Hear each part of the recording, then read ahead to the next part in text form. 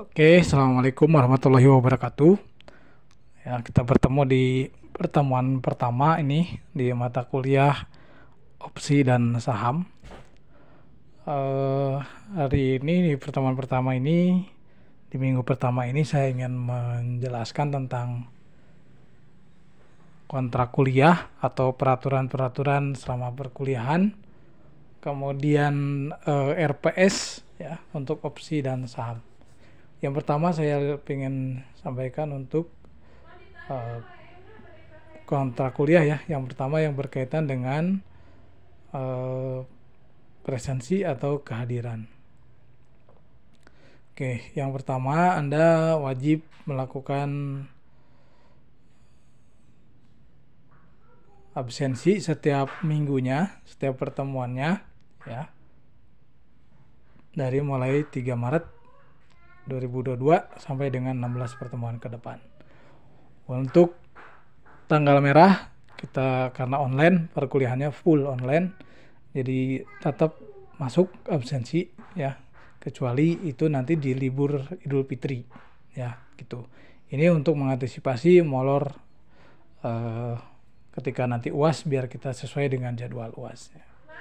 Gitu ya. Kemudian untuk absensinya sendiri saya coba pengen cek dulu ya yang tanggal 3 ini. Nah, ini misalkan ini yang sudah absen ya hadir di tanggal 3, alhamdulillah semuanya sudah hadir kecuali yang ini Safa Lutfiah. Nah, untuk Safa Lutfiah dispensasi total 12, berarti yang satunya alfa ya. Yang satunya alfanya yaitu ini yang kasih merah Gita ya. Oke. Untuk yang dispen Anda sebaiknya memberitahu dulu ya. Sebelum perkuliahan memberitahu dispen, kemudian surat dispensasinya bisa dikirim ke saya secara wafri. Ya, seperti itu. Jadi nanti dispennya biar nggak dispen dadakan gitu ya. Oke, karena ada nilai poinnya untuk dispen itu ada poin ya. Jadi beda antara poin alfa ya, kemudian poin dispen, poin izin dan poin hadir ya. Untuk alfa itu 0 tidak dapat poin. Untuk dispen dan izin itu dapat poin sama poinnya. Nah, untuk hadir apalagi akan dapat poin. Oke ya, untuk kedepannya selalu ingat untuk jadwal mata kuliah opsi dan saham dan Anda harus absen di LMS. Kemudian untuk materi-materinya Anda nanti tinggal dicek aja di playlist. Jadi di channel YouTube saya jangan dilihat semuanya, dalam artian kalau nyari-nyari itu kan ada susah ya, kan udah campur dengan banyak mata kuliah. Jadi langsung carinya di playlist ya, playlist opsi dan saham. Seperti itu. Kemudian untuk status kehadiran dan penilaian poinnya ini saya tunjukkan. Ini bisa dilihat ya. Hadir itu hanya akan muncul, Anda hanya bisa klik hadir itu hanya 15 menit pertama dari jam 9.30. Jadi 9.30 sampai dengan 9.45 itu masih bisa klik hadir. Lewat dari itu Anda sudah tidak bisa klik lagi. Kemudian izin sama ya, izin juga sama cuma 15 menit. Kemudian dispen. Nah, izin yang dispen ini sebaiknya berkabar ke saya ya. Izinnya untuk apa, dispennya untuk apa.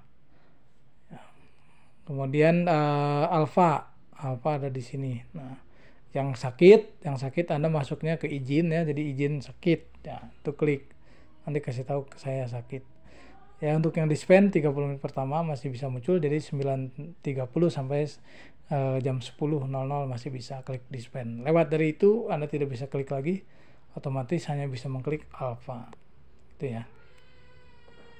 Kemudian untuk poinnya ya, untuk hadir itu 2 poin. Jadi kalau dikali 16 pertemuan nanti 32 poin, cukup lumayan besar. Kemudian kalau izin setengah poin, dispen setengah poin, 0,5 ya. Sedangkan alfa itu poinnya 0. Oke. Ya, selanjutnya saya akan tunjukkan ke RVS-nya. Nah, ini untuk RVS opsi dan saham. Oke, saya perbesar dulu ya biar bisa terlihat.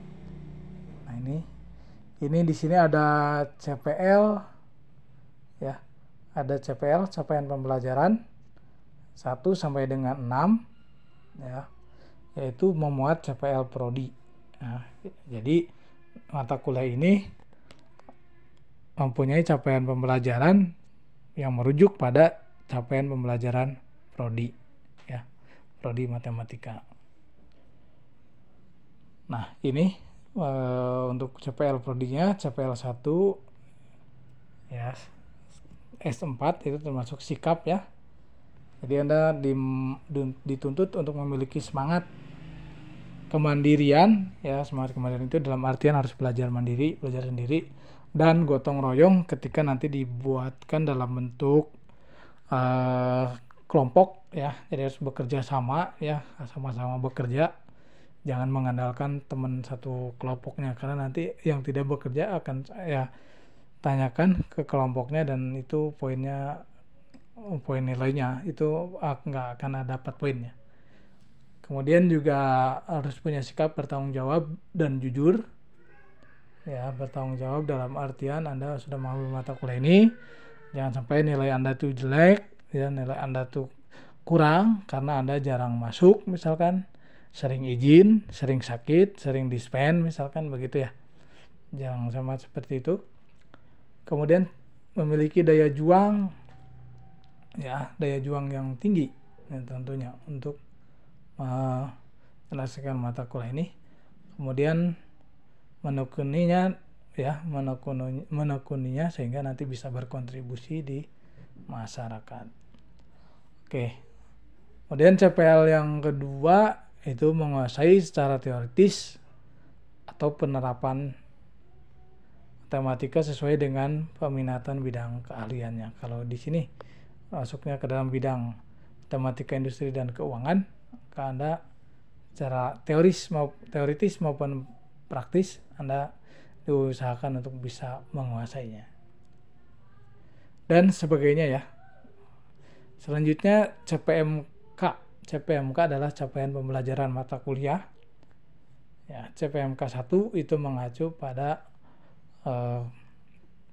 CPL 1 ya, CPL Prodi 1. Itu Anda memiliki semangat kemandirian, gotong royong, bertanggung jawab, jujur, serta memiliki daya juang ya untuk menguasai materi terkait dengan jenis-jenis investasi, risk and return, jenis-jenis saham, analisis fundamental saham, analisis teknikal saham, kemudian pemodelan harga saham, istilah-istilah dasar opsi saham, kemudian opsi call, opsi put, opsi Amerika, opsi Eropa, opsi Asia, ya, metode-metode analisis harga wajar, opsi saham, kemudian pemodelan harga opsi saham.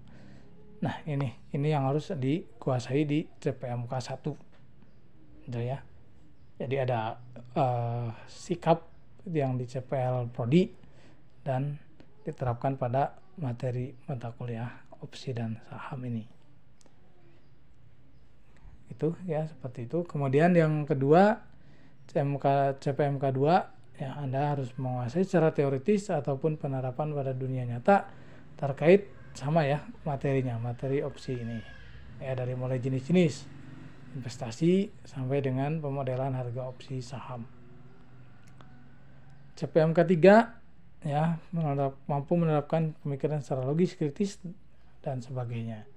Sampai dengan CPMK 8. Kemudian kemampuan akhir tiap pembelajaran itu masuk ke dalam sub CPMK 1 sampai dengan sub CPMK 6.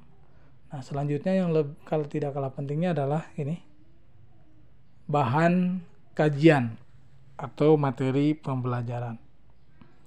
Yang pertama itu jenis-jenis investasi ya.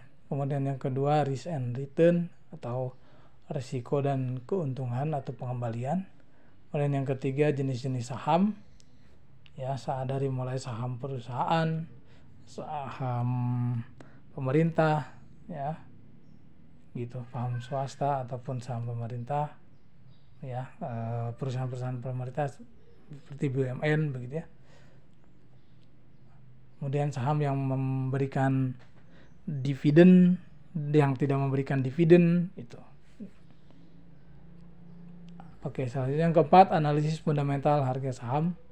Analisis fundamental ini berkaitan dengan analisis yang dilakukan pada perusahaannya ya. Jadi sehat atau tidaknya perusahaan. Jadi kalau perusahaan yang sehat, perusahaan yang baik performanya, itu akan memicu ya, akan berefek pada peningkatan harga saham. Jadi harga sahamnya akan meningkat trennya. Nah, jadi orang akan sangat tertarik ya pada perusahaan-perusahaan yang sehat ataupun yang sedang berkembang. Jadi nanti di analisis fundamental ini dilihat cash flow perusahaan, modal perusahaan ya, dan sebagainya. Kemudian yang kelima, analisis teknikal harga saham. Nah, analisis teknikal harga saham ini itu berkaitan dengan analisis pada grafik ya, grafik harga ya. Contohnya misalkan peramalan metode runtun waktu ya untuk harga saham ya, misalkan 1 tahun yang lalu, misalnya kita punya harga saham 1 tahun yang lalu, kita kan akan punya grafiknya ya. Nah, nanti dari grafik itu kita bisa meramalkan apakah saham ini akan cenderung naik atau cenderung turun. Nah, sehingga nanti bisa digunakan untuk mengambil keputusan membeli atau tidak saham tersebut.